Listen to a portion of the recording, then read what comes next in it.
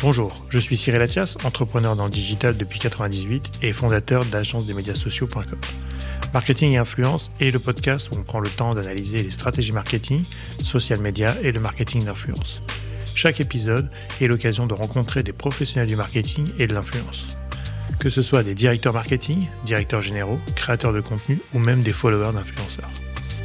Dans Marketing et Influence, on parlera des stratégies de marque, de la digitalisation, des nouveaux enjeux du marketing et pourquoi ou comment les influenceurs choisissent des collaborations et comment cela a changé leur vie.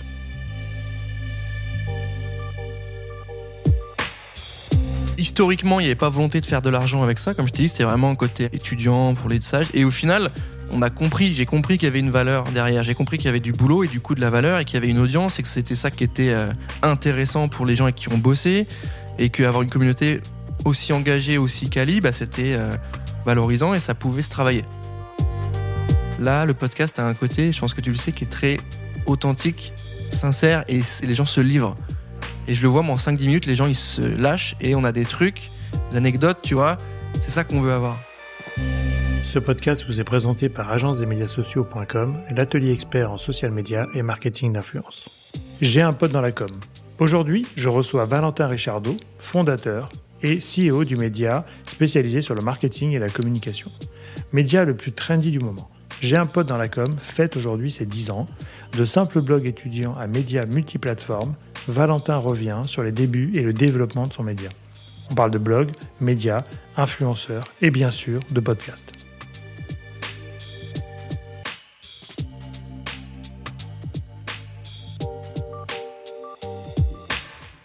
Bonjour Valentin. Salut. Bienvenue. Merci à toi. Valentin, est-ce que tu peux nous raconter ton parcours en quelques minutes ? Et ensuite, on parlera du média et de ton sujet. Ouais, carrément. Écoute, parcours un peu classique d'étudiant en communication. Donc, je viens de Nancy. J'ai fait un bac littéraire. J'ai fait 2 ans de DUT Infocom, une 3e année d'audiovisuel cinéma, un master 1 en intelligence économique et un master 2 à Dauphine en management des médias. Donc, quasiment que du public. Donc, voilà. Et puis, stage chez Publicis, stage chez Canal. Et puis, très rapidement, j'ai un pote dans la com full-time. Très bien. Multidiplômé, dis-moi. Et écoute, à chaque année, vu que c'est du public et c'est de la fac, diplôme à chaque fin de... Ouais. Donc, chaque fin d'études, un diplôme, ouais. Super diplômé. Quand est-ce que tu as commencé finalement à lancer J'ai un pote dans la com, parce que c'est ton blog média aujourd'hui. Quand est-ce que l'histoire a commencé ? L'histoire, elle a commencé en 2013 pour moi, première année de DUT. La page existait déjà, c'était Laurent, mon associé, qui avait monté ça, qui était à l'époque freelance et qui faisait des actus sur le site. Et moi, très vite, je l'ai contacté sur Facebook et en lui disant écoute, salut mec, on se connaît pas, est-ce que ça te va si on fait des trucs, si on rédige, si je bosse un peu avec toi, etc. Moi, j'étais étudiant, donc j'avais envie de faire des trucs à côté des cours aussi, tu vois, et de prendre un peu la parole et de sortir un peu du cadre de la pédagogie un peu classique. Et il m'a tout de suite dit ouais, vas-y feu, je te donne les clés, tu fais un truc, on regarde ensemble. Lui, il est plus vieux que moi, Laurent. Il avait déjà sa boîte, à l'époque il était free, après il a changé, il est passé en finance, après il est passé dans une boîte de drones, donc il était déjà bien lancé. Et puis ça a très vite pris, les gens ont aimé ce qu'on commençait à raconter, donc on a développé ça. Mais c'était vraiment un side project, tu vois, à côté de mes études, qui à l'époque pour moi était vraiment un argument pour choper du stage, rencontrer des gens et avoir un petit truc en plus sur le CV, tu vois. Ouais, et puis une expérience à côté qui pouvait te permettre de phosphorer ce que tu voulais faire. Ouais, quoi. Ouais. D'accord. Et donc aujourd'hui, vous êtes associés. Vous êtes combien de personnes aujourd'hui ? Aujourd'hui, on est associés avec Laurent. On va être 10 à partir de la rentrée de septembre. D'accord. Donc une équipe, on aura 2 chefs de projet, on aura 3 personnes en rédaction, une personne en montage audio, qui est quasiment full-time avec nous, une personne en montage vidéo et quelqu'un qui nous aide sur tout ce qui est production, webinar, écriture, qui est avec nous 50% en free. D'accord. Donc ça, c'est 10 personnes dédiées aux médias, au sens large, parce qu'après on parlera d'autres activités que vous pouvez faire. Et aujourd'hui, c'est quoi votre format de bureau ? C'est des bureaux. Comment vous êtes organisé ? Écoute, on a lâché les bureaux après la première vague Covid. Tu vois, le premier confinement, on avait nos bureaux, on avait un super cowork À Paris, premier confinement, on a vu que Paris, c'était pas forcément hyper obligatoire. Ouais. Et du coup, on est full remote et on se voit plusieurs fois par mois, 2 fois dans la semaine. Moi, je suis à Paris 2 jours par semaine. Donc, on s'organise. Pareil, pour la rentrée, on va essayer d'avoir quelque chose de beaucoup plus fixe avec des vrais rendez-vous. Ouais. Parce que là, c'est un peu comme on peut. Mais voilà, pour l'instant, c'est vraiment full remote, plus des temps où on se voit au bureau quelques fois dans le mois. Donc, Et du coup, ça fonctionne. Ouais, ça fonctionne. Ouais. On va essayer de rendre ça encore plus optimal, évidemment, mais ça fonctionne, ouais. Et aujourd'hui, toi, t'habites où alors? Nancy? Ou Moi, je suis à Nancy, revenu à Nancy? Ouais, je suis retourné à Nancy après le premier confinement aussi. J'ai dit, allez, stop. Les 25 mètres carrés, c'est bon. Pasquichi, c'est bon. Ouais. Donc, ouais, je suis rentré. Ça se fait très bien. Il y a un côté perso qui joue aussi dans le sens où c'est beaucoup plus calme. Et moi, je bosse beaucoup mieux dans le calme. Ouais. T'as un côté Paris, Broa, que j'adore parce que c'est hyper stimulant. Tu rencontres plein de gens. Tu vois, aujourd'hui, on est ensemble. Cet après-midi, on va faire un autre truc. Ouais. C'est hyper cool. Vivatech hier, trop bien. Ouais. Et d'un autre côté, pour bosser, réfléchir, prendre des décisions. Et nous, notre métier, monter des formats. Ouais. J'ai vraiment besoin. C'est limite un handicap, tu vois. C'est limite. Je comprends, faut que je sois posé chez moi, je réfléchisse. Et Nancy, c'est parfait pour ça. Ouais, donc du coup, ce qui est intéressant, je trouve, quand même, c'est que t'as trouvé le format qui marche bien. Qui vous permet d'être efficace et en même temps de pouvoir jongler entre justement Paris et province, j'imagine pour les autres aussi. Ouais. Et en même temps d'être présent quand même sur les sujets parisiens comme Vivatech, etc. Ouais. En s'imposant quelques jours de présence par semaine ou par mois, quoi. Ouais, c'est ça. On est partenaire Vivatech, remise de prix ou quoi, on arrive à garder ça, ouais. Est-ce qu'on peut revenir sur la période un petit peu de lancement? Parce que nous, on s'est connus au tout début, je pense, en 2012. Ouais. On était encore, même moi, un petit peu blogueur à l'époque. Je pense que c'était au Crystal Festival, où il y avait toutes des cérémonies comme ça, sympas. Où il y avait finalement pas mal de blogs un peu marketing. On avait Piwi, il y avait Little, il y avait toi. Comment vous avez... alors déjà, l'époque des blogs, et comment vous avez switché vers un média? Parce qu'aujourd'hui, vous êtes quand même un média assez reconnu, avec une grosse communauté. Est-ce que tu peux nous raconter un peu les débuts du blog, et ensuite comment vous avez switché sur cette partie média? Ouais, écoute, sur le switch, la partie blog, effectivement... il y avait du monde à l'époque, il y avait plusieurs blogs, on appelle ça comme ça, tu vois, il y avait Créapils aussi qu'on salue, qu'on adore. Donc on a bossé, tu vois, chacun de son côté avec son petit blog, ça se développait pas mal, c'était cool. Et puis au fil du temps, on avait tous le même profil quasiment, jeunes, étudiants en com ou en market, etc. Et puis les années elles ont passé, chacun a commencé à avoir sa ligne édito, chacun avec plus ou moins de sérieux, plus ou moins de volonté de faire, et ça a pris. Et puis une fois que les gens ont commencé à avoir un taf, ils ont un peu lâché le blog, etc. Et nous, non, parce que Laurent bossait déjà, donc il avait déjà ce truc d'avoir un taf et bosser sur le blog à côté. Moi, j'avais mes études et je continuais à bosser dessus. C'était des choix, en fait. On a vraiment essayé de développer tout ça. Après, c'est des... Voilà. Moi, je suis pas parti à l'étranger, j'ai pas fait Erasmus, tu vois. Par contre, j'ai taffé le site un peu plus fort, peut-être, que d'autres. Enfin, je sais pas, mais... Il n'y a pas eu trop de side project à part celui-là, tu vois. Donc il y a eu ça. Et puis une fois qu'on a commencé à émerger, il y avait 2 choses. Il y a la partie vraiment édito. Qu'est-ce qu'on racontait par rapport à d'autres, par rapport à des gens qui étaient là depuis très longtemps en termes de médias. Et comment on a switché effectivement sur le blog à un média avec une dizaine de personnes qui a des process, qui bosse pour des grosses marques avec des partenariats hyper sympas. Je pourrais te raconter, la motivation, la chance, le courage, le truc. Non, on a juste bossé comme des fous, en fait.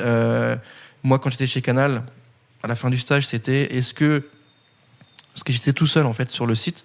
Laurent bossait avec moi, mais pas full-time. Donc, il m'aidait sur toute la partie tech où j'étais bloqué, mais il n'était pas full-time. Moi, à l'époque, j'étais en stage chez Canal, plus mon master. Donc, je me faisais un peu d'argent, pas assez pour en vivre, mais il y avait un plafond de verre où, si tu veux faire plus, il va falloir prendre des décisions, tu vois. Donc, est-ce qu'on cherche un taf chez Canal? Est-ce que je me lance sur le site? Tu vois, il n'y a pas eu l'histoire de trop bien, non. J'ai regardé ce qui était possible de faire, j'ai bossé, j'ai fait OK, qu'est-ce qu'on peut vendre? Qu'est-ce qui est intéressant? Qu'est-ce qu'on raconte aux gens? Pourquoi ils ont intérêt à nous lire plutôt qu'un autre site? Et comment on professionnalise tout ça? Et puis aussi, on avait cette proximité avec l'audience qui a très vite dit OK, on vous suit. Tu vois, il y a eu ce truc de proximité. Ouais, tu avais une communauté vachement engagée, enfin, tu as toujours, mais en tout cas, qui est dès le départ. Je trouve que le marketing était bien fait, tu vois, même le nom, quoi. Hein, j'ai un pote dans la com, ça se prend pas au début, en tout cas, au sérieux. C'est pas le truc, c'est pas le magazine standard qu'on peut avoir. Et est-ce que tu as fait un business plan? Tu t'es dit, tiens, il y a un marché. Comment t'as quand même, parce que quand tu dis tu étais à la croisée des chemins où il fallait quand même avoir un revenu, est-ce que tu t'es dit, là, il y a un potentiel avec le média, ou est-ce que c'est une aventure que tu as voulu continuer et en prenant des risques?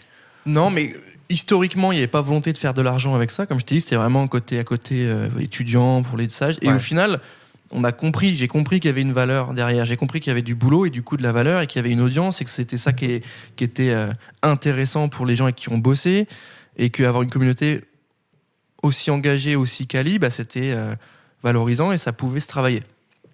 Et au final, on s'est dit, en fait, business model, business plan, qu'est-ce qu'on fait? Pourquoi les gens? Tu sais, des questions simples. Qui on est? Bullshit habituel, hein. Qu'est-ce qu'on fait? Qui on est? À quoi ça sert? Qu'est-ce qu'on raconte? Pourquoi nous, quand on parle, c'est différent que lorsqu'un autre média parle de la même chose? Et prise de décision. Ok, on est comme ça, on y va. Est-ce qu'on change de nom? C'est un peu trop friendly, donc on peut se couper de certains partenaires? Non, on change pas de nom. Au final, aujourd'hui, on bosse pour Amazon, on bosse pour Facebook, on bosse pour Deco. Avec J'ai un pote dans la com, tu vois. Donc, question de naming. La strat, pareil. Qu'est-ce qu'on vend? Qu'est-ce qu'on commercialise? Qu'est-ce qui reste pur journaliste et qui ne sera jamais commercialisé parce que ça vit comme ça. Donc pas de courage, pas d'histoire de c'est trop bien, tu te lances ou quoi, ni d'argent des parents derrière. Non, juste qu'est-ce qu'on peut proposer aux gens? Si c'est bon, on y va. Si c'est pas bon, on fait autre chose. Et pour le coup, ça a fonctionné, donc on continue. Ouais. Mais je me rappelle d'ailleurs, je crois une de nos premières rencontres, peut-être c'était au Cristal, quand on avait créé le jury des influenceurs pour les prix publicitaires avec Little, tout ça, et il y avait Julien aussi de Piwi. Mais je crois que c'est à ce moment-là. Ouais. Et ça, c'était intéressant parce que c'était aussi, je pense, une époque dans le marché où le marché avait besoin un peu de fraîcheur par rapport à des titres qu'on avait en tête, Stratégie, CB News, Influencia, où il y avait un traitement très journalistique, mais justement pas très peut-être web et digital ou social, qui commençait vraiment à débarquer avec notamment Instagram qui se lançait à ce moment-là, qui était un fort curseur sur le sujet. Et ça, je trouve que c'était intéressant de le faire, quoi. Ouais, mais c'est toujours un sujet parce qu'en fait, tu vois d'autres gros médias qui ont su se développer et su prendre la patte web et faire des formats écrits pour le web. Et ceux que tu viens de nous citer de notre marché, malheureusement pour eux et heureusement pour nous. Ouais, le web est une déclinaison du print, quoi. Ouais, sur Insta, voilà, c'est des sujets. C'est des sujets. Non, mais après, je pense que c'est deux traitements différents, deux cibles différentes, deux formats différents. Et ça peut marcher ensemble, mais effectivement, c'est pas trop ce que les jeunes agences aussi vont vouloir consommer ou vont vouloir avoir comme repère. Mais c'est une posture, je pense. C'est un discours en fait, et je crois pas qu'on fasse mieux que les autres. Non, c'est complémentaire. C'est différent pour moi. On raconte la même chose, différent. Nous, nos trois valeurs vraiment fortes, on a essayé de les définir. Tu vois, c'est important aussi. C'est informer, décrypter, divertir. Informer parce qu'on parle à des professionnels ou des jeunes professionnels qui ont besoin de comprendre le marché et de choper les infos, nouvelles campagnes, nouvelles fonctionnalités, nouveaux sujets de fond. Décrypter dans le sens où, en fait, la newsletter avec 50 news et 5 lignes, c'est pas assez pour décrypter. Donc, interview, webinar, podcast, on rentre dans le fond du sujet, ce qu'on fait aujourd'hui, tu vois, et divertir dans le sens où on n'a pas besoin d'être chiant, en fait. Et ça veut pas dire qu'on n'est pas sérieux, mais on veut juste pas être dogmatique et dire ok, il faut penser ça, ou parce que cette campagne est sortie là avec telle agence, l'agence elle est trop connue, il faut qu'on en parle. Il faut en parler, c'est ça. Si moi derrière j'ai une campagne australienne qui est waouh, qui est inconnue, qu'on verra jamais, mais qui est incroyable, je préférerais mettre celle-ci en avant, tu vois, ou interviewer un mec qui est pas connu mais qui fait de la lessive, j'en sais rien, un truc hyper bien d'un point de vue market et engagement, je préférerais l'avoir lui versus un mec d'agence qui qui a des casseroles au cul, qui va me raconter pourquoi il est trop fort et qui a 15 millions. Très bien, ça m'intéresse pas. Tu vois. Donc c'est quand même un engagement, un parti pris édito aussi que vous avez fait. Aujourd'hui, J'ai un pote dans la com, c'est quoi? C'est un site. Est-ce que tu peux nous expliquer un petit peu les différents métiers ou les différentes galaxies qui gravitent autour de la marque? Ouais, écoute, c'est un site média, donc on a le site avec tous nos contenus, nos podcasts, etc. On a nos différentes plateformes social média. On a Insta, LinkedIn, etc. On a la première audience B2B sur le social media avec 800 000 abonnés, dont 500 000 sur LinkedIn. Donc, trop bien, on est content. C'est beaucoup. Ouais, non, écoute, on est hyper content de ça. Et quand tu regardes un peu les datas, on a 70% de cadres sup et tout. Donc, on est super content de rassurer aussi les gens avec qui on bosse sur la qualité de l'audience. Et à côté de ça, on a effectivement, comme tu l'as dit, les podcasts qui appartiennent à J'ai un pote, qui font partie du média J'ai un pote, qui sont tous brandés J'ai un pote. Donc on en a 6, dont un en co-création avec AgoraPulse et un qui va arriver aussi avec Adobe sur la création. Et puis on a la partie vraiment studio qui est intégrée, sur laquelle on parle pas trop, sur laquelle on communique pas tellement, qui vient accompagner les marques et certaines agences sur des sujets de marque blanche. Exemple, une agence 100% pub télé qui a besoin de faire des recos 360 et qui a besoin d'une brique social media, contenu ou audio. Là, on arrive avec une proposition de podcast. Donc on est vraiment plutôt studio. Donc on n'est pas une agence, c'est pas du tout ce qu'on veut faire. On fait pas de compète, on n'y va pas. C'est juste, on a une qualité de profil sur l'écriture, la narration, la production, l'audio, la vidéo. On le met à dispo d'annonceurs sans brander J'ai un pote, comme une boîte de prod classique. Ok, parce que du coup, vous avez développé votre savoir-faire édito. Enfin, c'est la base, c'est le contenu. C'est ça. Que maintenant, vous utilisez dans les multifacettes qu'on peut avoir, l'audio, la vidéo, l'écriture, et tout ce qu'on peut imaginer, quoi. Avec des annonceurs qui sont pas dans notre spectre d'annonceurs sur J'ai un pote, mais typiquement, exemple, une banque, qui a envie de faire du contenu, on bosse avec eux, mais en marque blanche comme un studio. D'accord. Et aujourd'hui, donc, on fête là les 10 ans, c'est ça, de J'ai un pote dans la com, donc c'est ce mois-ci. Ouais, mois de juin, On est très content de fêter vos 10 ans ça bientôt. Va être incroyable. Pour nous, ça va être très bientôt. Du coup, aujourd'hui, comment tu vois l'évolution par rapport... Alors, je sais pas s'il y a une décennie où c'est un marqueur pour vous. Et est-ce que vous vous êtes posé la question des 10 prochaines années ou pas vraiment ? Non, on s'est pas posé la question, on se la pose tous les jours en fait. Tu vois, il n'y a pas de grosses questions et en même temps, tous les jours, on a des idées, on a envie d'améliorer ci, ça. Donc, ce qu'on va améliorer dans le futur, c'est effectivement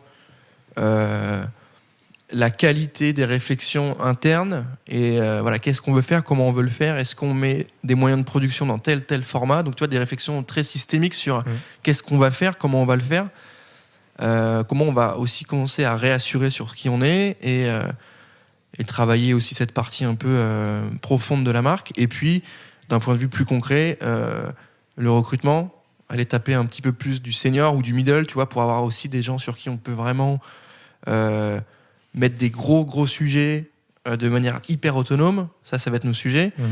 Et puis, faire en sorte d'avoir ce développement d'activité sur la partie studio pour émerger un peu plus, tu vois. Donc...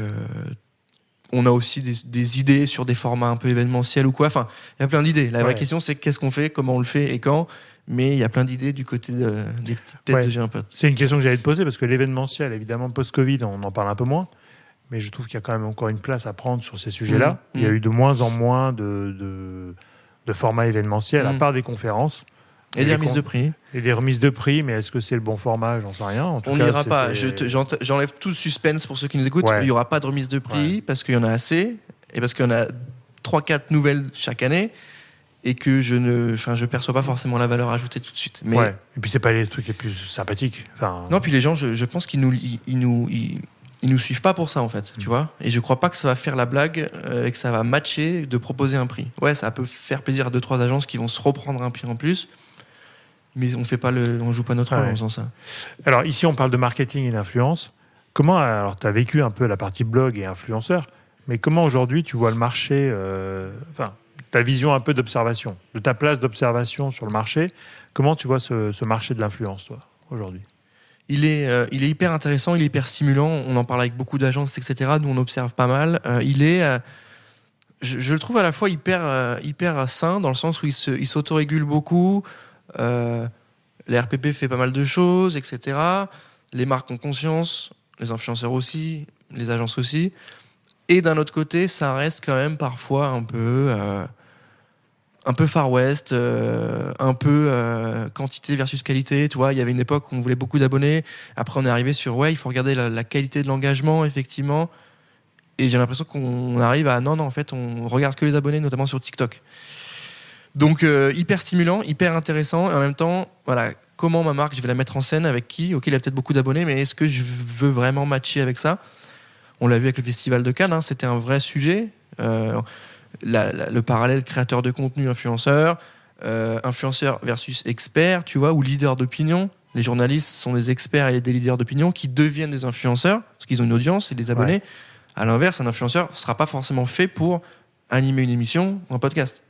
Il y en a qui le font, notamment avec l'équipe du studio Bagel ou quoi. Mais c'est très complexe, mais hyper passionnant comme sujet.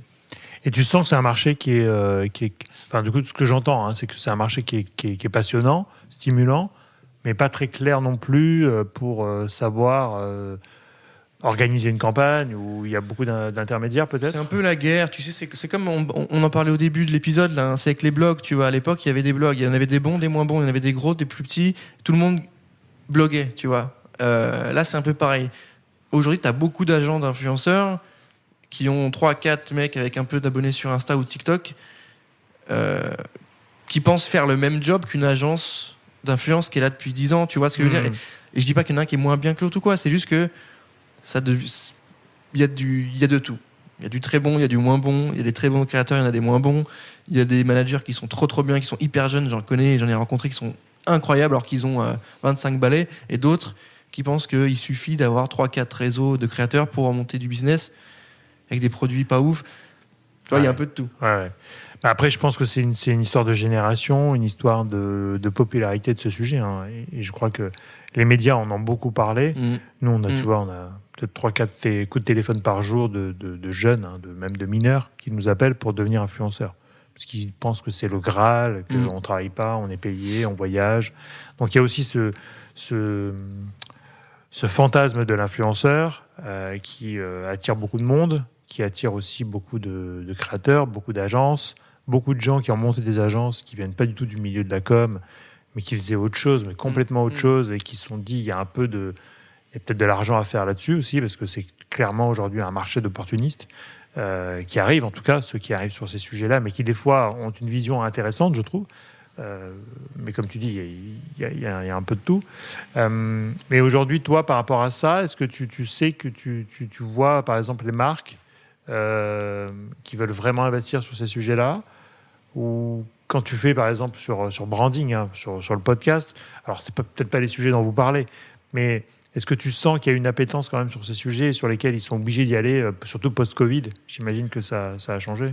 Ils ont pris conscience. Là, celles qu'on interview, grosses ou petites entreprises, on a quasiment que des grandes marques, mais il y en a des un peu moins engagées sur ces sujets, moins expérimentées. On le sent quand même, elles ont saisi les enjeux, elles ont compris, et elles sont beaucoup plus au fait. Tu vois, elles sont un peu moins dépendantes des agences qui vont leur faire des recos.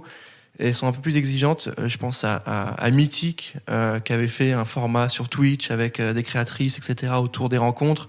Voilà, ça, c'est du bon contenu, tu vois, ça, c'est hyper smart.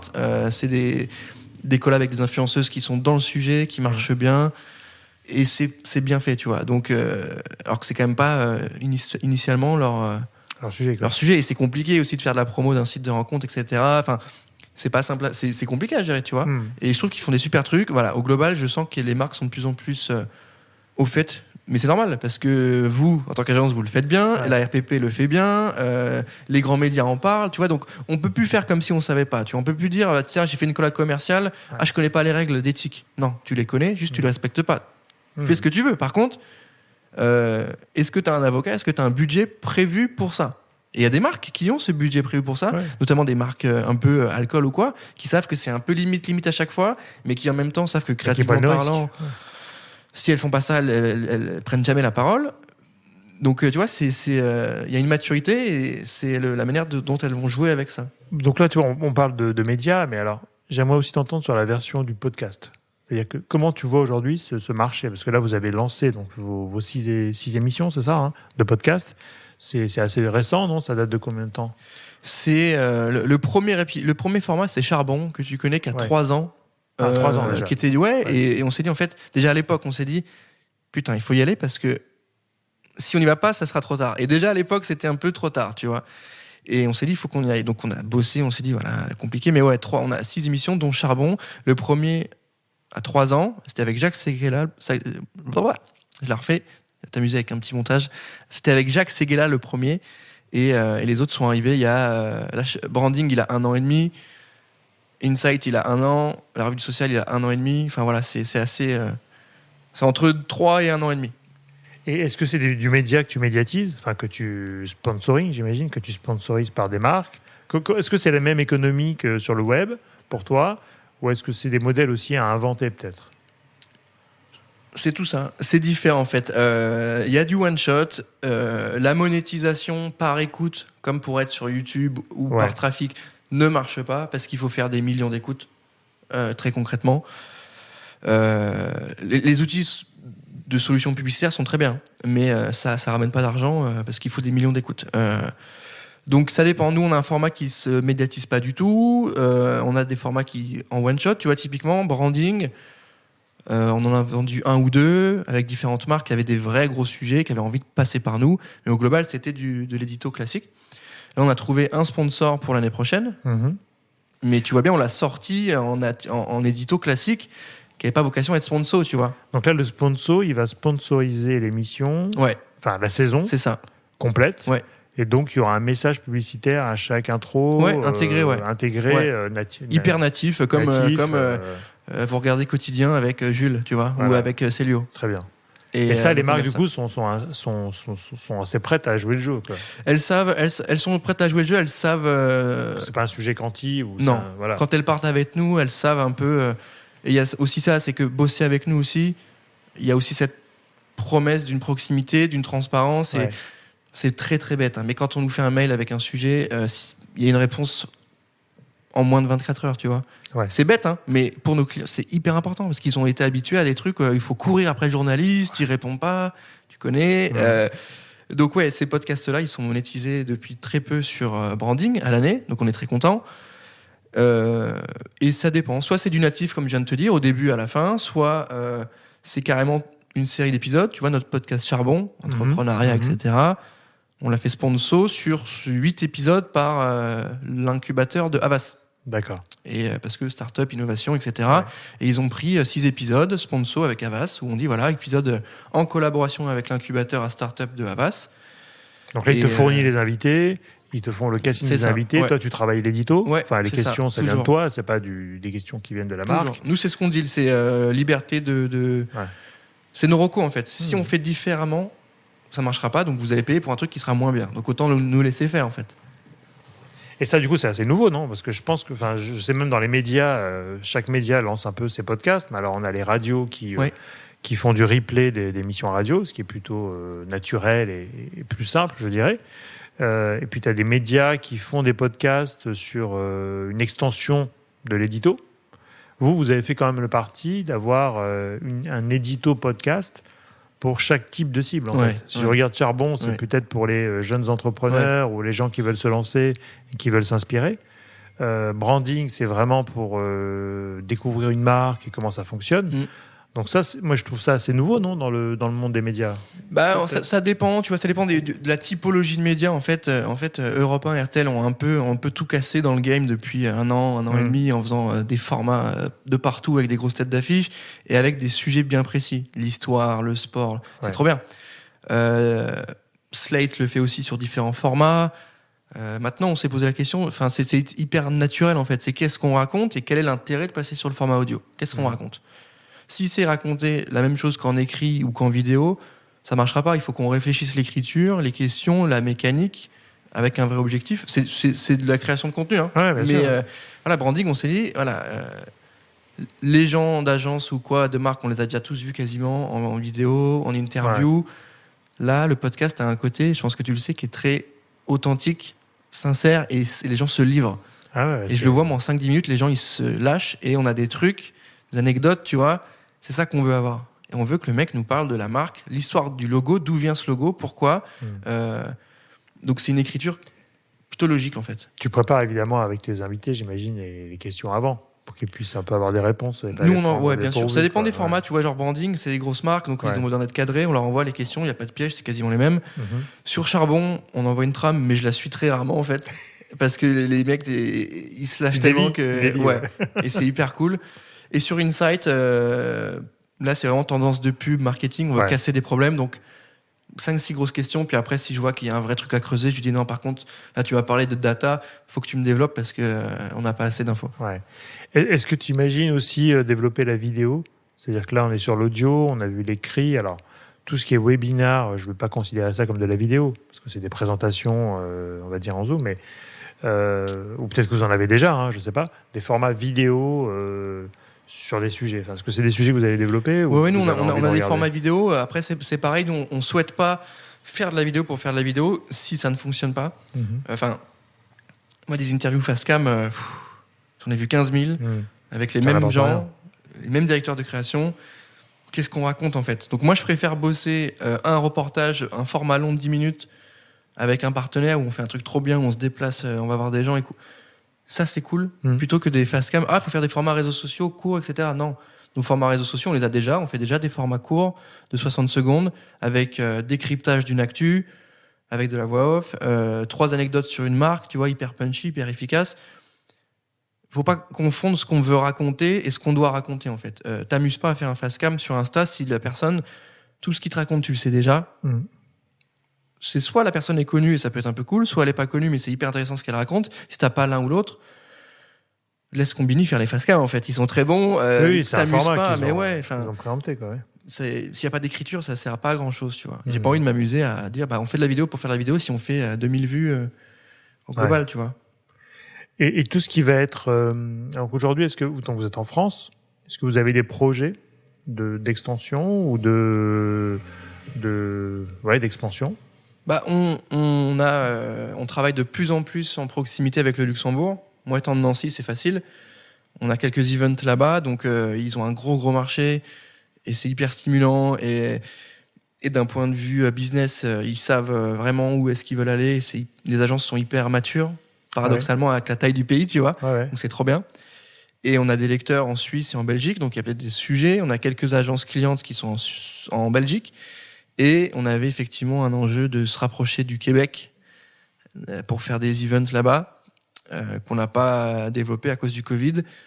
Mais voilà un peu les sujets un peu internationaux. D'accord, donc il peut y avoir des sujets. Il peut y en avoir. Moi, j'adorerais avoir un podcast en québécois. Hein.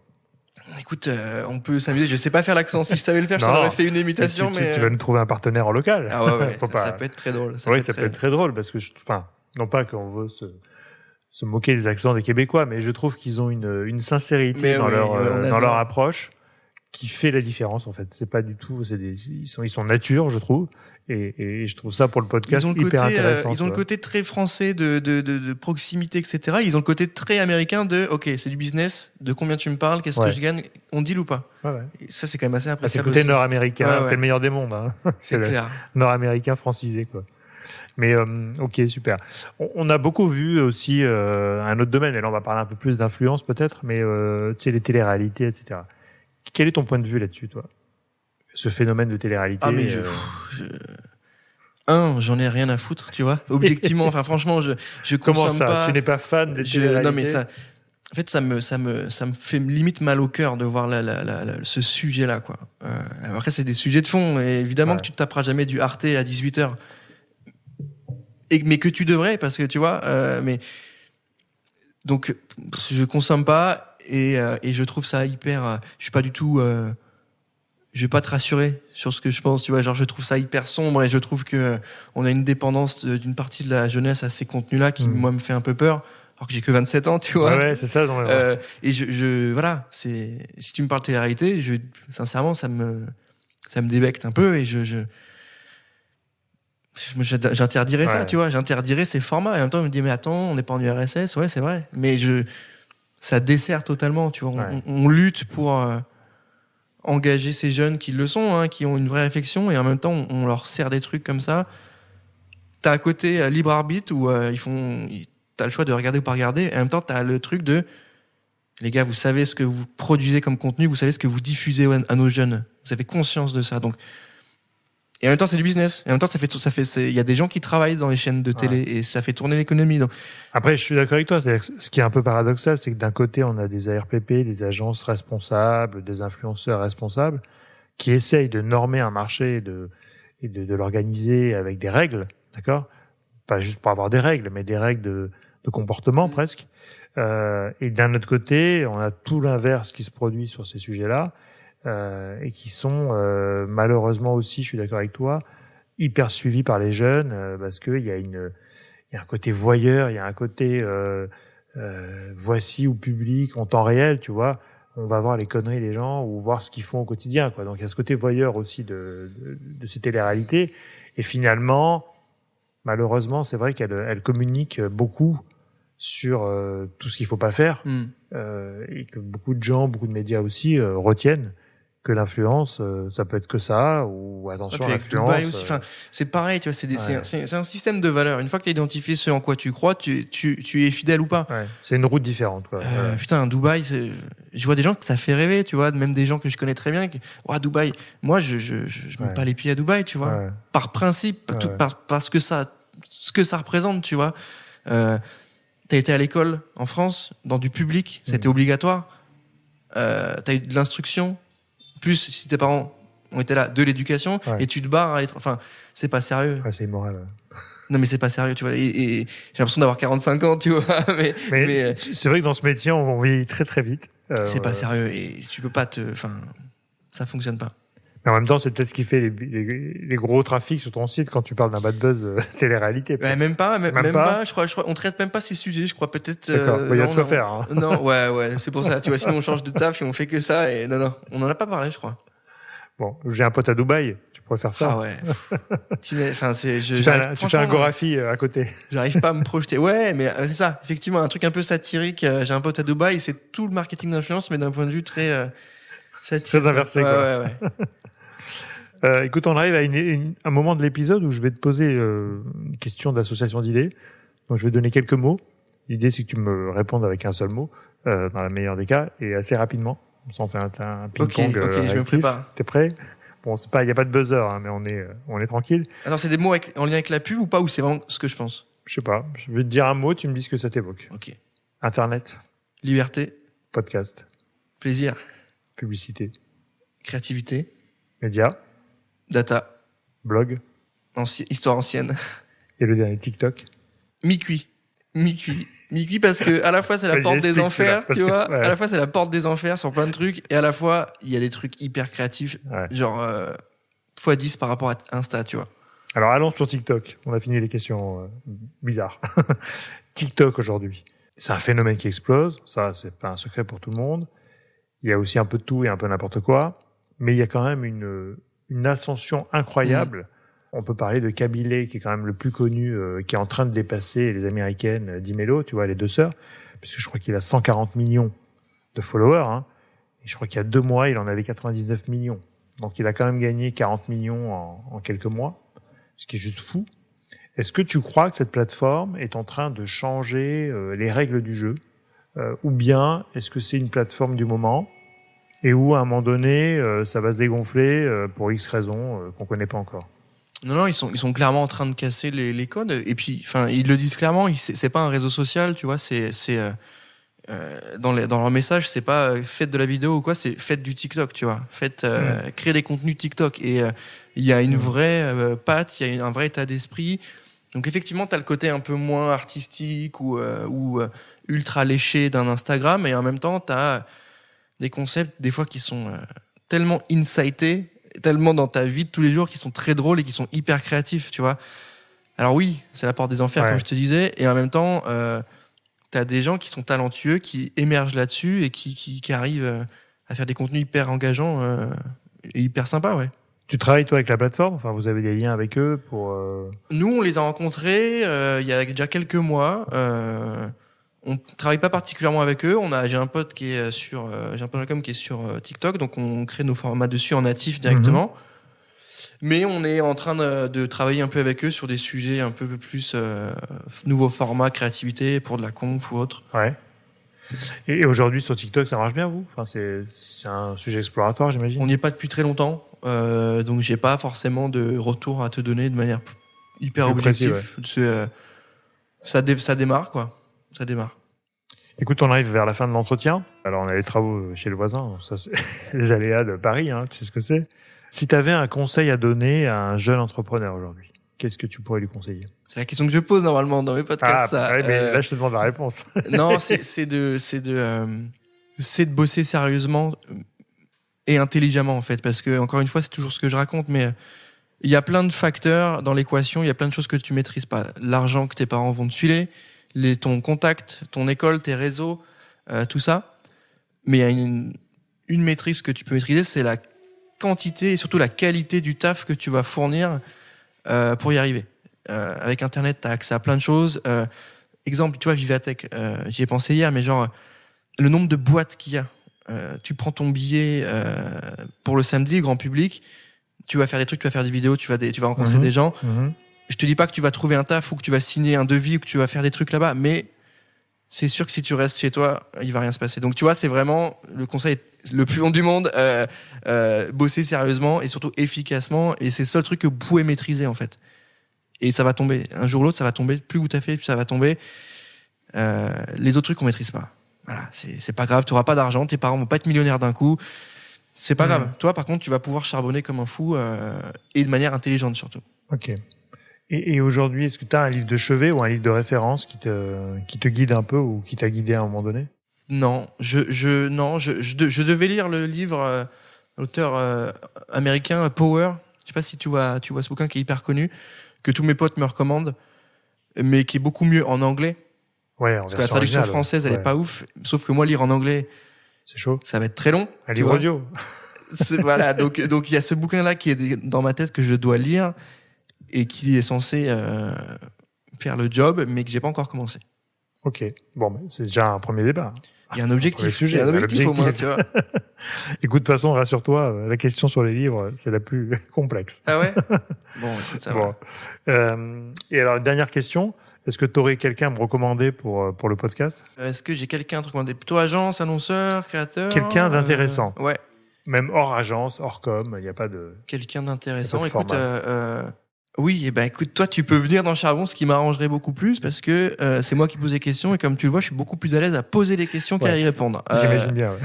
Et écoute, voilà. Donc on fera l'inverse, alors. On fera l'invitation croisée. Ça me va très bien. En tout cas, merci beaucoup. On te souhaite un joyeux anniversaire, puisqu'on fête les 10 ans. Et donc, il y a une grosse fiesta qui se prépare. Là, tu dois être en plein de préparation. Et donc, on va sortir l'épisode dans le mois de l'anniversaire. Donc ça, c'est plutôt chouette. Et puis, on vous souhaite encore 10 prochaines années de plaisir, d'éclatade et de partage. Eh ben, merci pour l'invitation. Je suis ravi. Merci à toi, Valentin. Ciao. Merci à toutes et à tous d'avoir écouté cet épisode. J'espère que l'émission vous a plu, inspiré ou diverti. Si c'est le cas, n'hésitez pas à le partager avec vos proches, votre réseau, laisser un commentaire et mettre une note sur les plateformes d'écoute. Vous pouvez me contacter sur LinkedIn en tapant Cyril Athias ou m'envoyer un message sur podcast@marketinginfluence.fr. À bientôt.